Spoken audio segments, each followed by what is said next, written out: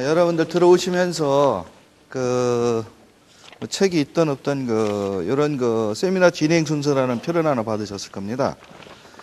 이 표를 제가 이제 오늘 세미나를 준비해서 어제 오후에 급하게 만들었어요. 사실은 뭐 이런 거 없이 바로 진행해도 되는데, 우선 본격적인 마음이 급해가지고 말씀드리고 인사부터 드리겠습니다. 신화세법연구소의 전성규 소장입니다. 반갑습니다.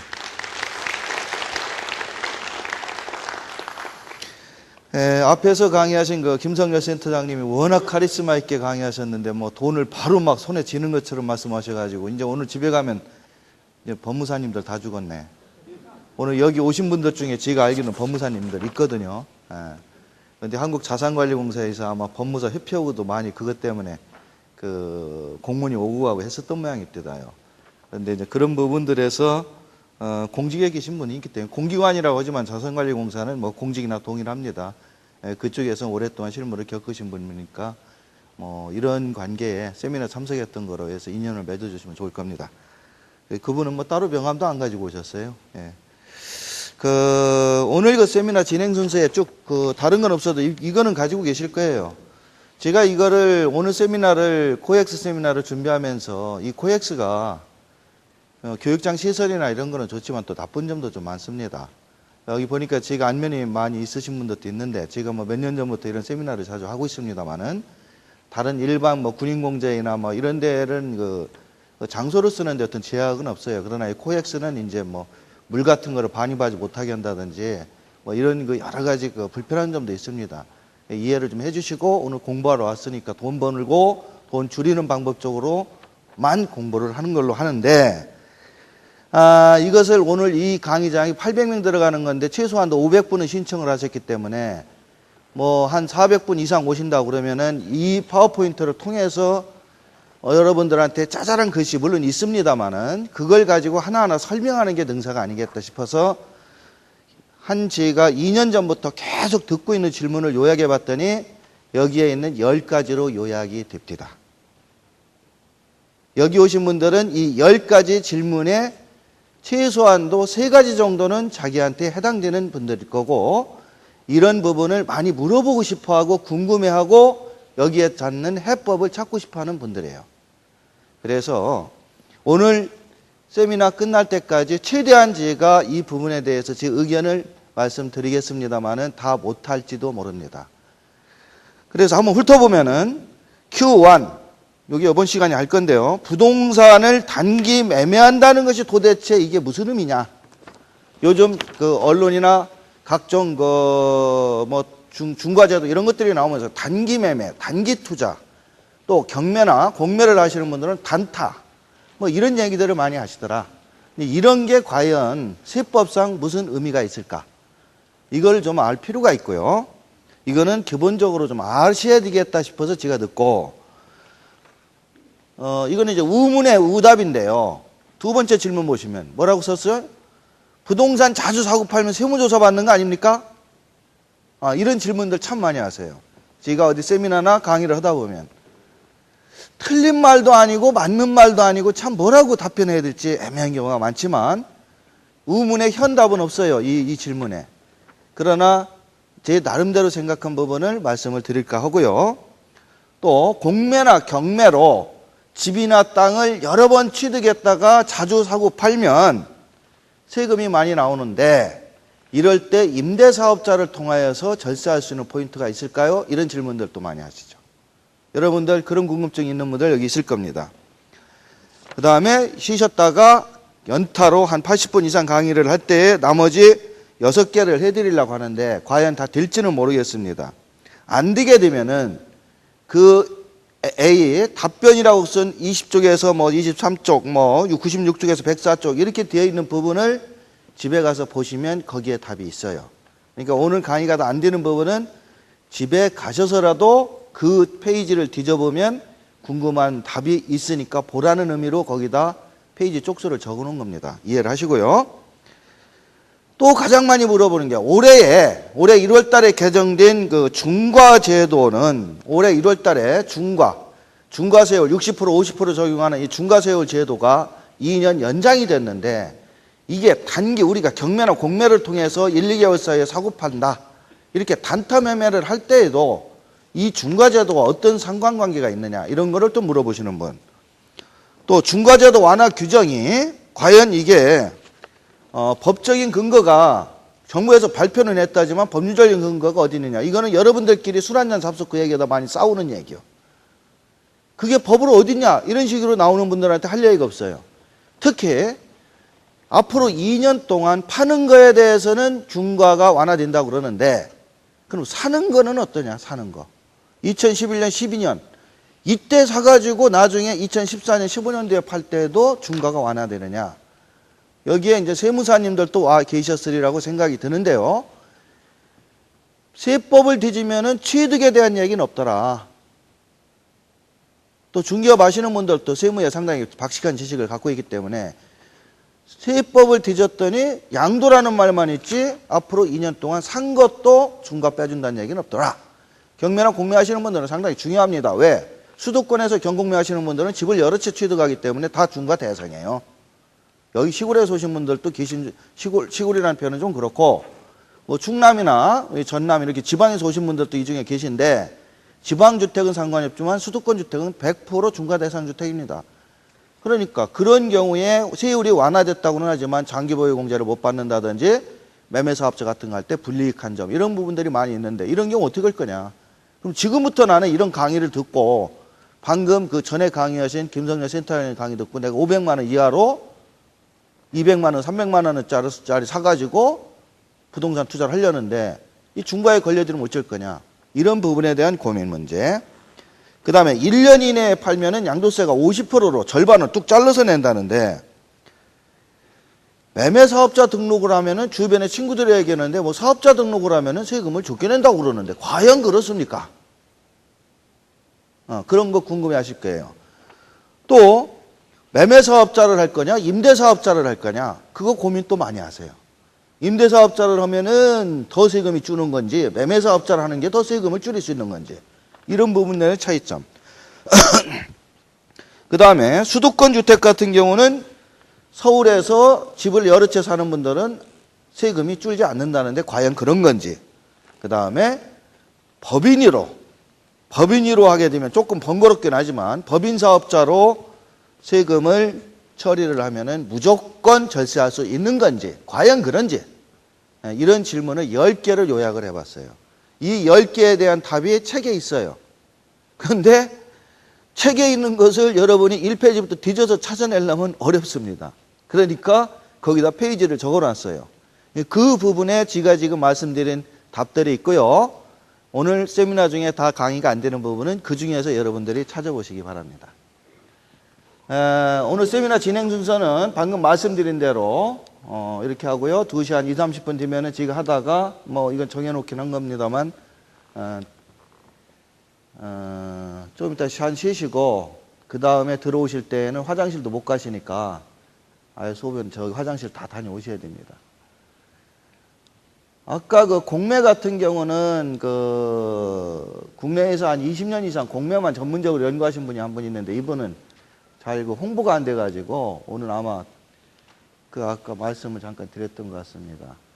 그분이 썼던 이 공매와 경매에 대한 그 언론에 나가는 그 김영기사 답변문님들입니다.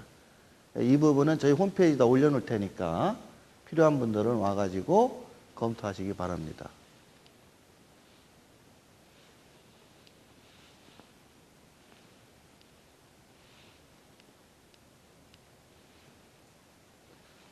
위에 그 어느 분 한번 이거 저기 PPT 좀 해.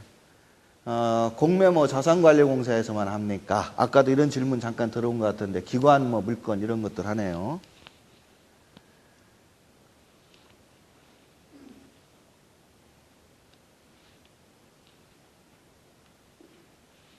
이게 잘 디다가도 강의할 때 되면 꼭 속을 새기더라고요.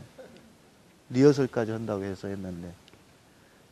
온비도 아까 잠깐들 말씀하시던데 참고로 뭐 이런 게 이런 내용들을 자세하게 해놨으니까 하시고요.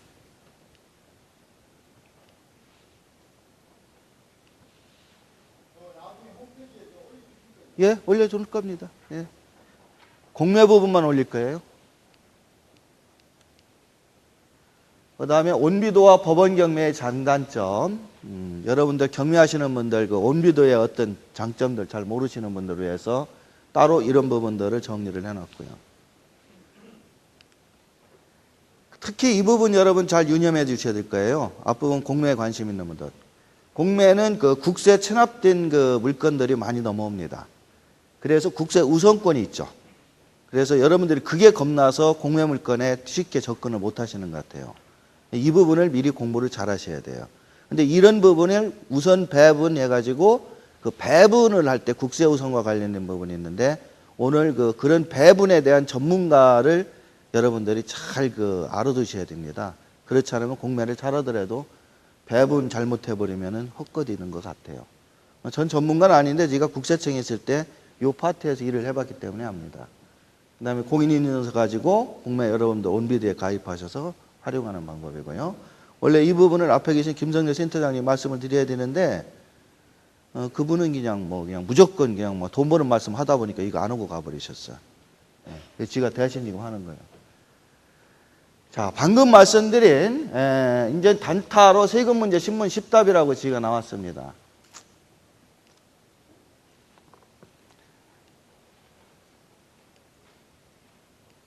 저 책은 인터넷으로 사면 5,000원 더 내야 돼요.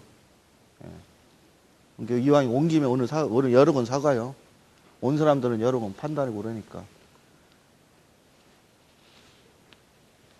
저런 거 쓸데없이 해놔가지고. 시간만 버리고 죽고. 예. 부동산을 단기에 매매한다는 것이 세법에서 무슨 의미입니까? 이 얘기는 기본적으로 여러분들 좀 알고 오늘 공부 들어가야 돼. 이 단기라고 하는 의미는요, 꼭 공매와 경매만 있는 건 아니에요.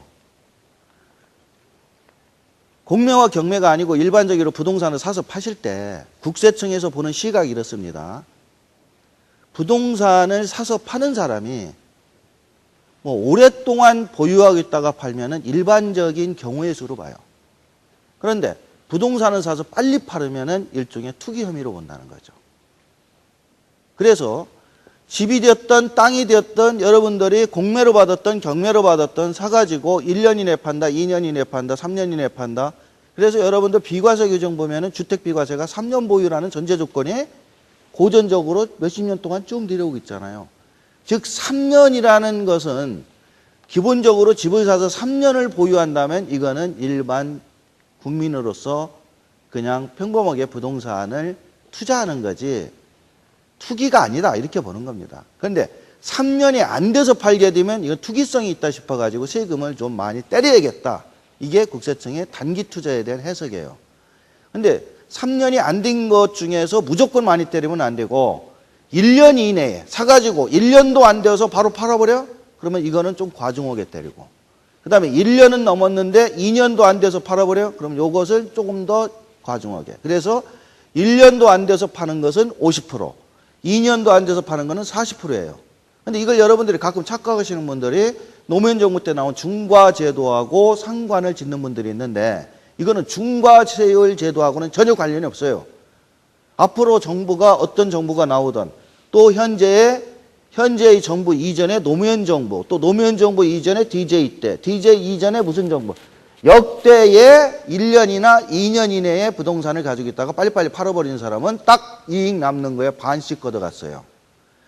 80년도에는 70%도 걷어갔어요. 1년 이내에 부동산 팔아버리면 1억 남았다 그러면 7천만 원을 세금으로 걷어갔다고. 중과가 아니에요. 이것을 단기 투자라고 그러고 일종의 투기라고 부르는 겁니다. 그래서 단타 매매라고 여러분들 얘기할 때 1년이나 2년 이내. 그런데 경공매 하시는 분들은 절대 오래 못 가지고 있는다는 거죠. 사가지고 몇백이라도 올리면 바로 팔고 또 다음 부동산 사서 또 사고 팔고 이거를 자주 반복해야 되는데 문제는 국세청에서 보는 게 그걸 전부 투기라고 봐가지고 50%씩 세금을 때려버리니까 이게 머리가 아픈 겁니다. 그래서 공경매로 이렇게 부동산을 단기에 사고 파는 분들이 50, 40 이렇게 세금을 매기다 보니까 여러분들이 어떤 방법을 쓰냐면 나는 투기가 아니다. 이걸 투기로 봐가지고 50%씩 40%씩 때리지 마라. 그런데 문제는 투기가 아니라고 얘기를 하려면 어떻게 해야 되느냐. 사업자가 돼야 돼요. 일반 개인으로서는 투기가 아니라고 얘기해봤자 소용이 없습니다.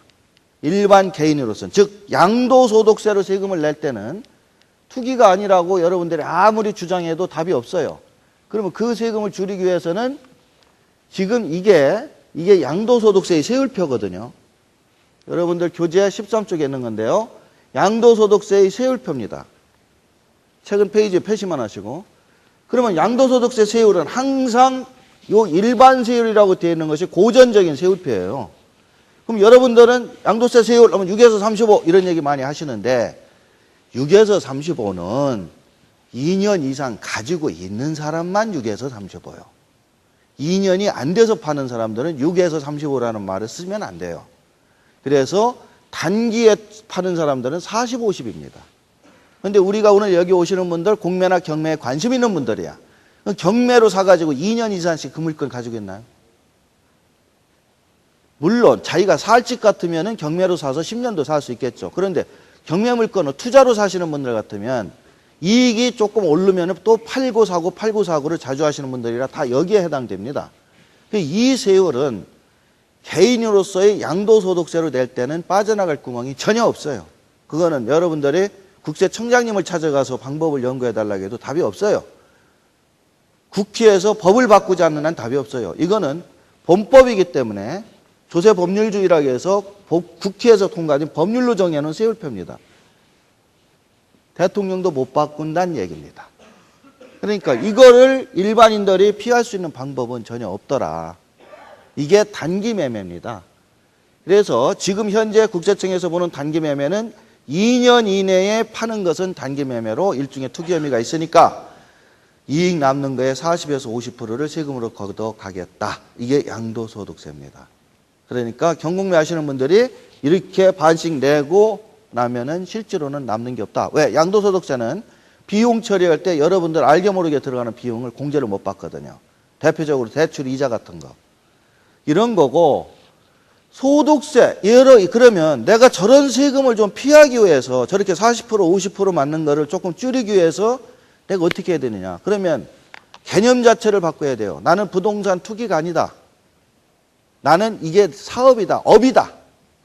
부동산을 경매나 공매로 받아가지고 이렇게 내가 자주 사고 팔고 하는 거는 이렇게 해서 남기는 걸로 나는 먹고 사는 사람이다. 그 돈으로 생계를 유지하는 거다. 투잡이 아니다. 본업이다. 그러면 이게 뭡니까? 세법상 사업자예요.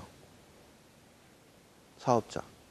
그래서 국세청에서 해석하는 사업자의 개념은 그런 부동산을 사고 파는 사람이 속뜻이 계속적이어야 돼. 한두 번 하고서 사업자라고 얘기하면 안 되겠죠. 계속적. 그 다음에 반복적. 계속해서 사고 팔아야 돼요. 그래야 장사가 되고 손해나는 것도 메꿀 수 있고. 가장 중요한 게 수익성입니다. 이익을 목적으로 하더라. 그런데 수익성은 당연히 이익을 목적으로 여러분이 하지. 저런 부동산들을 뭐 거주하려고 하겠습니까? 수익성. 그 다음에 그것을 평가하는 기준이 단기적이냐, 즉 단타냐, 장타냐.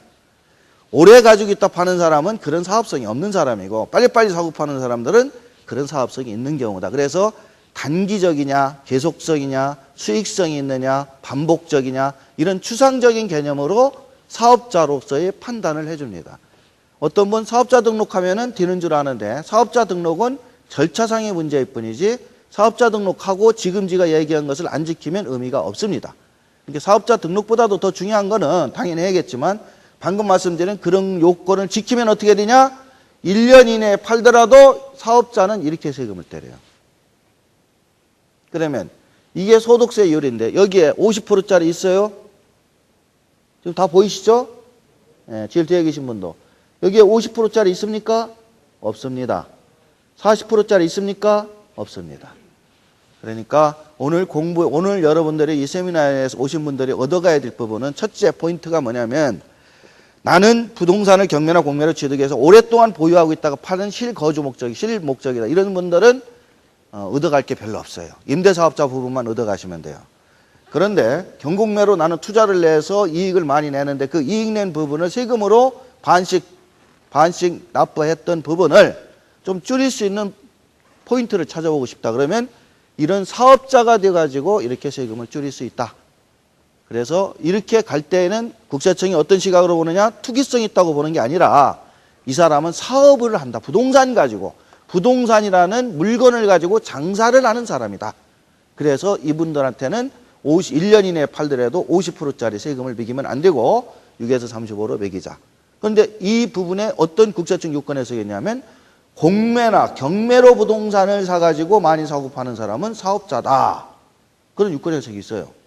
그러니까 공경매로 취득하는 분들은 실익이 있다는 얘기입니다. 그 다음에 부동산을 자주 사고 팔면 세무조사 대상. 이거는 제가 아까 의문이라고 했는데 저도 명답은 없어요. 그런데 저거를 제가 조금 돌려서 해석해 보면 이렇습니다. 자, 그러면 거꾸로, 요번엔 우리가 거꾸로 해석을 합니다.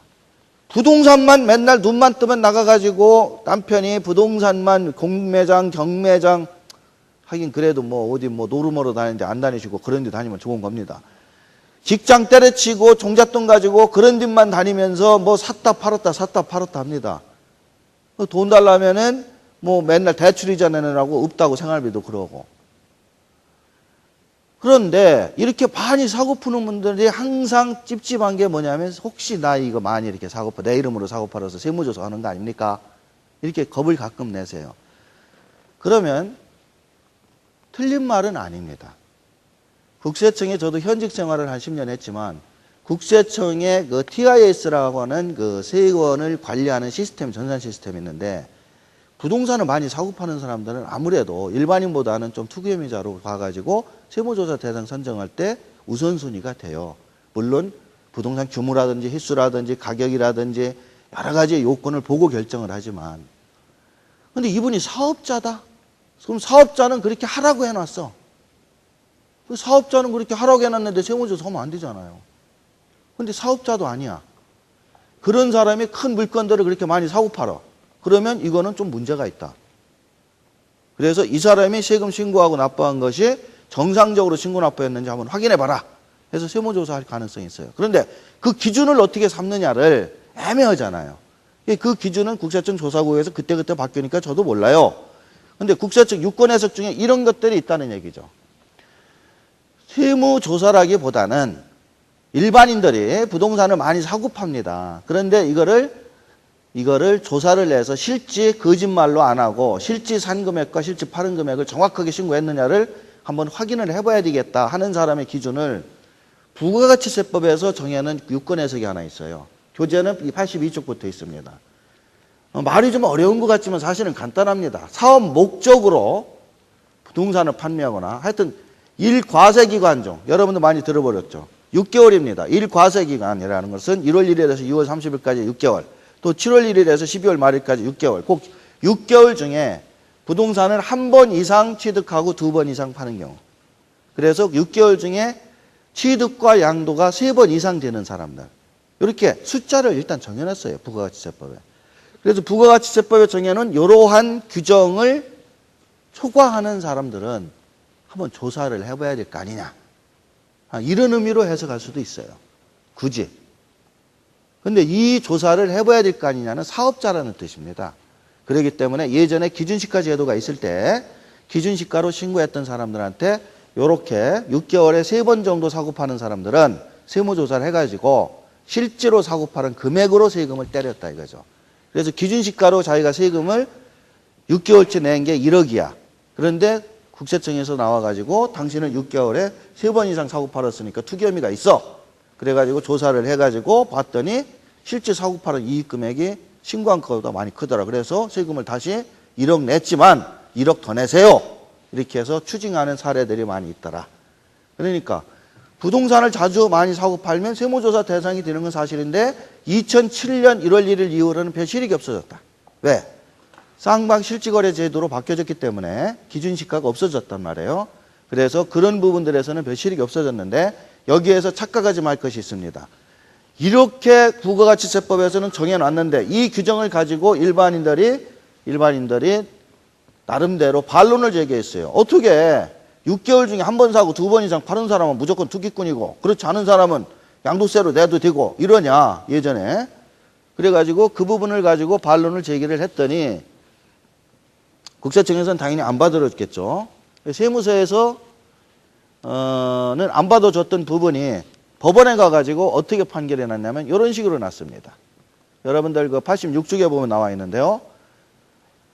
그러나 앞에 이제 그런 얘기들을 쓴 거죠. 어쩌고 저쩌고 6개월 사이에 뭐 그렇게 할 때 세무조사를 하고 사람을 귀찮게 하는데 그게 법이냐 하고 따지니까 법원에서 요 6개월 기간 중에 한 번 이상 취득하고 즉 6개월 동안에 3번 정도 부동산을 사고 팔 때에 부동산 매매업으로 간주하는 것은 부동산 매매업을 판단하는데 하나의 예시적 기준에 불과하다. 이렇게 대법원 판례가 나왔어요. 그러니까 예시적 기준이란 얘기는 이걸 절대적 규정으로 해가지고 과세하지 말으라는 얘기입니다. 결국 이 얘기를 다시 이야기하면 6개월에 몇 번 이상 사고 팔았다 해서 어떤 문제가 되는 게 아니고 여러분들이 장사 사업적으로 그러니까 여러분들이 다른 직업이 있어요. 무슨 회사의 대표이사야. 무슨 회사의 임원이야. 무슨 회사의 부장이야. 그러면서 부동산을 사고 파는데 나는 투잡을 한다. 근데 그거를 매매사업자로 봐주느냐. 이건 어렵다는 얘기야. 이런 기준으로 보면. 이런 횟수와 상관없어요. 나는 매매사업자가 되어서 50% 안 내고 6에서 35% 낼란다. 그래서 사업자 등록 냈다. 그렇다더라도 세무서의 입장에서는 다른 직업이 있으면서 무슨 본업이냐. 그런데 정년퇴직하고 할 일이 없어진 분이 매매사업자 등록하고 오로지 부동산만 사고 팔더라. 그러면 이분은 매매사업자니까 이분은 단기에 팔더라도 50, 40 안 매기고 6에서 35로 매기겠다. 이렇게 절세할 수 있는 부분이 있어요. 근데 반대적인 부분도 있다는 겁니다. 왜? 매매사업자가 되면 조사를 받을 수 있다는 점도 있다. 좋은 것만 아니에요. 1년 이내에 단기 항도를 해서 방금 제일 처음에 얘기한 것처럼 50, 40의 양도소득세를 피하는 방법이 있긴 있는데 두 번째 질문이라는 게 공경매로 부동산 자주 사고 팔면 세무조사. 이거는 공경매로 부동산 자주 사고 팔면 세무서에 신고도 해야 되고 세무서에서 조사도 받을 수 있다는 점도 간과해서는 안 된다 하는 게 두 번째 답변입니다. 그 다음에 공경매로 여러 주택을 취득하여 임대사업을 하면 절세가 되나.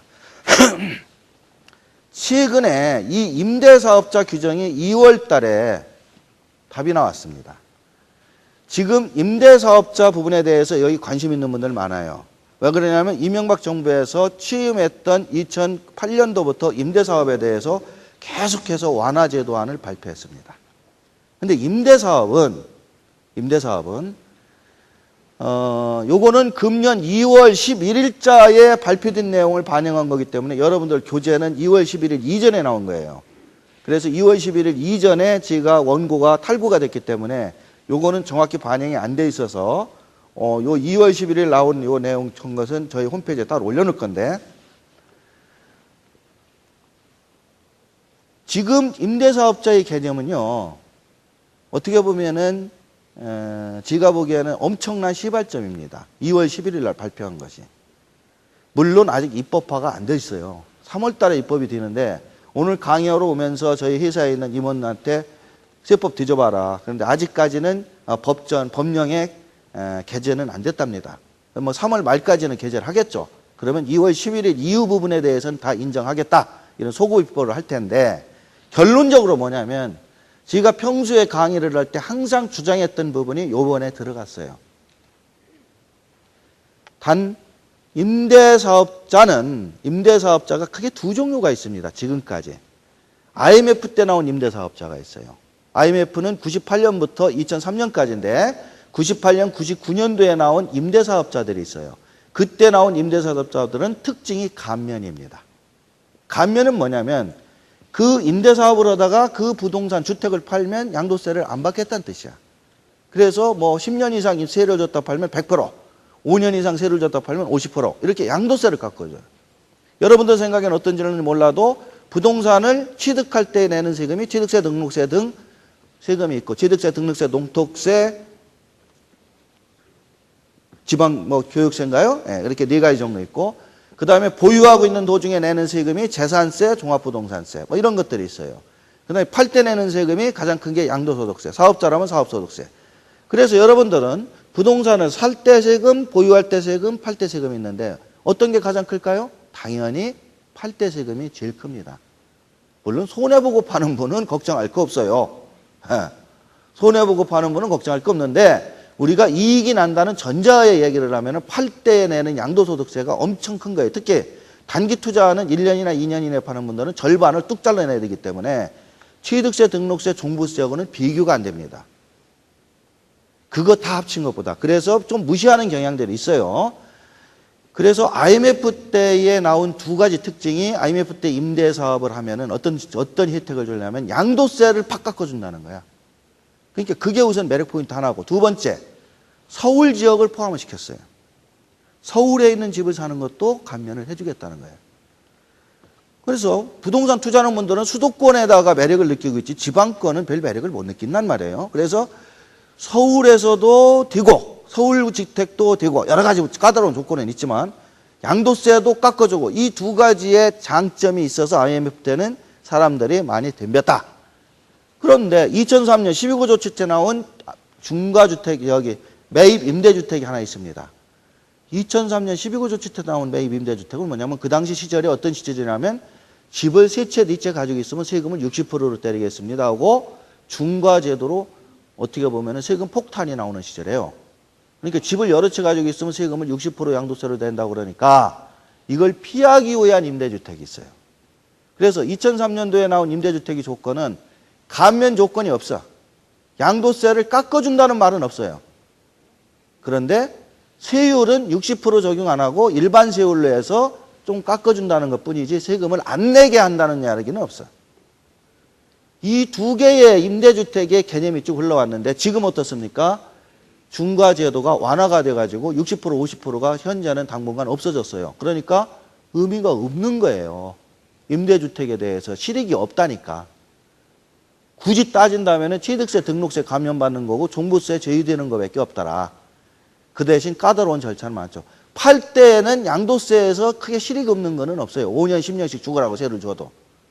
그런데 이번 2월 11일 날 나온 조치는 틀립니다. 그래서 지금 현재의 규정, 물론 3월에 입법이 되어야겠지만 2월 11일 날 나온 규정은 크게 얘기해서 이 건설임대주택, 수도권임대주택, 지방임대주택으로 이게 세 개로 나눴는데요. 건설임대주택은 일단 우리 신경 쓸 거 없고요. 여러분들은 건설사들이 아니니까. 여러분들이 집을 사가지고 임대를 주면은 양도세 50%를 깎아먹을 수 있는 방법이 요번에 처음 나왔어요. 그리고 2월 11일 이전에는 서울에 있는 주택만큼은 10년 세를 주라고 계속 주장했어요. 그러면 10년 동안 임대 주다가 팔면서 지금 여기 있는 분들 경종매로 받으면 1년도 기다리기 깝깝한데 비과세 받기 위해서 3년 기다리기도 환장하겠는데 그거를 10년씩 서울집을 세를 줘. 그래서 종전규정은 서울집은 10년을 세를 줘라 이랬거든. 그거를 전부 다 완화하고 양도세도 한 50% 깎아주겠다 하는 규정이 2월 11일 날 나왔죠. 그래서 임대사업자도 한번 해볼 만은 한데 사실은 5년 이상은 세를 줄 각오를 하고 해야 돼요. 그러니까 성질 급하신 분들은 그냥 미련 버리시고 성격 급하셔가지고 나는 5년씩 세져가면서 돈 이런 거는 못 하시는 분들은 이 부분은 잊어버리시고 만약에 차분하게 한번 해봐야겠다는 분들은 5년은 세줄 각오를 하고 하시고 서울주택도 가능하더라 이렇게 돼 있습니다. 정리를 좀 해드리면 수도권 임대주택이라고 딱 통합이 됐어요. 수도권은 서울, 경기도, 인천, 광역시입니다. 그래서 서울, 경기도, 인천, 광역시는 전에는 85평방미터 이랬던 것들이 149로 늘어났고요. 면적도. 그 다음에 3호, 3채 이상이면 다 해주는 걸로 줄어들었고요. 전에는 5채 이랬습니다. 그 다음에 기간도 10년, 서울 같은 경우 10년, 지방 같은 경우 7년 이랬던 것들을 전부 5년으로 줄여버렸고, 그 다음에 기준시가도 얼마짜리 집이 되느냐, 6억 원 이하짜리는 다 된다. 기준시가 6억 원이라면 시세는 한 7, 8억씩 할 겁니다. 그래서 웬만한 아파트 다 강남에 있는 것도 해주겠다. 그 다음에 가장 중요한 얘기가 요 수도권 얘기인데, 예전에 임대사업을 하기 위해서는 동일 시군구에 그 집 5채를 가지고 있어야 돼. 지금 3채로 줄었다고 하지만 예를 들어 서울이다. 그럼 서울시에 5개를 갖고 있어야 인정해줘. 근데 지금은 어떻게 바뀌었냐면 수도권으로 바뀌었어요. 그러니까 서울, 인천, 경기도에 서울에 하나 있고 경기도에 2개 있고 인천에 3개 있다. 그러면 임대사업 조건이 된다는 이야기입니다. 이 지역이 넓어졌어요. 그래서 수도권 전체만 3채 이상 가지고 있으면 된다. 그리고 서울 지역에 있는 집도 가능하다. 그리고 지방은 말할 것도 없죠. 지방은 수도권을 제외한 지방은 한 채만 가지고도 임대사업 되는 거니까 뭐 그거는 말할 것도 없고, 단 임대사업이라고 얘기할 때는 5년이라는 말이 붙어 다니는 거예요. 그러니까 5년세를 줄 가구가 없는 분은 다른 조건이 아무리 좋더라도 신경 쓸 이유 없고요. 5년 임대 줄 가구 생각이 있으신 분들은 2월 11일 날 발표한 요 임대사업법이 3월에 입법화만 된다면 한번 해볼 만하다. 자, 그런데 여기서 가장 주의할 점. 혜택은 살 때에 취득세 등록세 50% 감면까지 받을 수 있어요. 법률에 의해서 25%는 무조건 깎아먹고요. 25%는 지방자치의 조례에 의해서 왔다 갔다 하는 거기 때문에 최대 50% 살 때 깎아먹고, 그 다음에 가지고 있는 동안에는 종합부동산세 과세 제외, 재산세 감면 이런 혜택이 있습니다. 보유 중에. 팔 때가 문제인데 팔 때 세금 혜택 안 주면은 사실은 저는 권하고 싶지는 않더라. 취득과 보유의 세금만 깎아먹는 거는 큰 실익은 없더라. 그런데 팔 때 요번에 최초로 지금까지 이명박 정부 들어와서 2008년부터 임대사업에 대한 얘기를 꾸준히 해왔습니다만은 요번 2월 11일 날 발표한 내용에 최초로 50% 양도세 감면해준다는 규정이 들어왔어요. 근데 어느 경우냐? 딱 제한을 걸어놨어. 아무거나 다 해주는 게 아니야.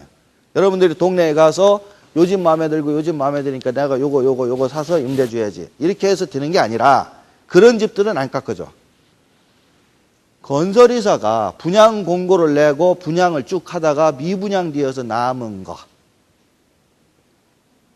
그거를 사서 세를 준다면 요거는 50% 깎아준다는 거예요. 이게 정부가 그만큼 지금 급한 거예요. 미분양 아파트에 대한 대란 때문에 이 미분양 아파트를 빨리 어떻게 소진을 시켜야겠는데 방법이 없으니까 그거를 사서 임대를 주신다면 그런 아파트에 대해서만큼은 양도세 50%를 깎아주겠습니다. 이런 거지. 여러분들이 경매나 공매를 통해서 남이 살던 거 받은 거 열처받아서 세 줘서 그거는 안 깎아줘요. 그러니까 그걸 분명히 오늘 알고 가셔야 돼요. 그러니까 미분양된 신축 아파트에 대해서만 팔 때 세금을 깎아준다는 거지. 일반적인 공경매를 통해서 취득한 부동산을 임대사업자 등록을 했다고 해서 양도세를 깎아주는 건 절대 아니다. 그래서 지금도 역시 임대사업자에 대해서는 부정적인 측면들이 많이 있습니다. 단 2월 달에 나온 이 규정이 나름대로 여러분들 실익 있는 것은 서울 지역이 포함되었다는 거죠. 종전 지금까지 이명박 정부가 들어와서 임대사업에 대한 완화 규정을 계속했습니다만 서울 지역만큼은 배제가 돼 있었어요. 옛날 규정을 그대로 가지고 왔다고. 5재 이상 10년 이상. 근데 2월 11일 발표된 거는 서울을 집어넣고 동일 시군구도 말을 바꿔가지고 수도권 내에만 있다면 다 해주겠다. 이렇게 바뀌었다. 이런 얘기예요. 그러니까 임대사업에 관심 있으신 분들 그냥 발표된 내용만 듣고 판단하지 말고 전문가하고 꼭 상의하고서 판단을 해야 됩니다. 그러니까 이런 임대사업도 매매사업자와의 차이점이 있는데 오늘 여러분들 공부하시는 분들은 두 분류가 나눠질 걸로 생각이 들어요. 제가 임대사업부터 자세히 얘기를 드리는 거는 나는 공경매를 통해서 부동산을 사서 단타로 매매하겠다는 그 부분들은 매매사업이라든지 이런 쪽으로 연구를 좀 해보시고 나는 그게 아니고 뭐 안정적으로 조금 그 소규모의 주택이지만 나중에 노후생활 생각해서 세받아가면서 좀 오래 가고 있고 싶다. 그런 분들은 임대사업 쪽으로 신경을 써주셔도 됩니다. 그런데 세법의 논리는 상충이 돼요. 오래 가지고 있는 사람의 세금과 빨리빨리 파는 사람의 세금은 상충이 됩니다. 그래서 그거를 여러분들이 잘 골라서 드려야지 그렇지 않으면 안 되고요. 오늘 아까도 얘기했지만 이런 부분들만 단기 투자하는 분들만 생각해서 교재를 쓴 게 이 단기 투자 절세 전략이라는 책입니다.